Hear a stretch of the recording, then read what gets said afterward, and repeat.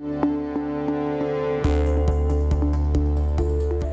you noticed that the beaches are getting smaller in Maine over the years? So not only getting smaller, keeping sand on the coastline is becoming more difficult thanks to climate change with more severe and frequent storms.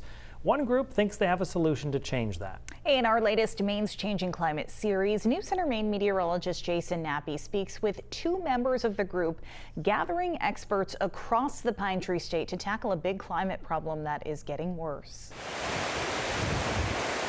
Rising faster and faster as we continue to struggle as a planet with an excess amount of carbon, which is causing temperatures to rise.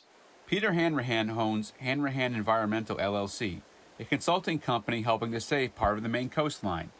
He's teaming up with David Plavin and others with Save Our Shores Saco Bay, hosting their second annual coastal conference in September. You know, it's important because I think people need to understand the science of what's going on. I mean, you know, it's easy to just blame somebody or think that, you know, climate change and all this is, you know, just happening and there's nothing you can do about it. Plavin and Hanrahan say there is something we can do about it, like helping fix the jetty problem along the Saco River near Camp Ellis. Well, global warming and rising sea levels and higher ocean temperatures are all part of the problem. Our major problem, and what we're most interested in, is alleviating that wave pressure caused by that jetty. A jetty is a breakwater, or wall of rocks that's designed to keep sand from clogging the channel of the Saco River. The jetty allows ships to pass freely up the river, but Plavin says sand is being washed out to sea by more severe storms due to climate change. These maps from the Maine Geological Survey show the shoreline disappearing since the early 1900s, and there's a plan to fix that. Part of that plan is to dump a whole bunch of sand onto the beach at Camp Ellis, and if we had something that would keep the waves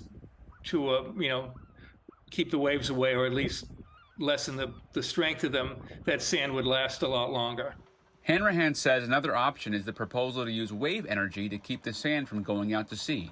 So it's actually using the wave energy to actually attenuate or build up sand on the beach. The wave technology has been around for 25 years. It's a natural way to help the sand loss problem in Saco while we wait for the jetty extension to be built. Hanrahan says he'd rather take action now than wait for the problem to get worse. Coastal inundation is going to happen as sea level rises. There's going to be low-lying places that are going to be more and more vulnerable.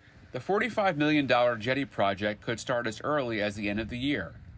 An update on the rising seas in Maine and coastal erosion is set for the end of September at the Save Our Shores Saco Bay Conference. For News Center Maine, Jason Nappy. You can sign up for the conference by going to our website and clicking on this story. There you'll also find a link and a list of the speakers who will be at that conference.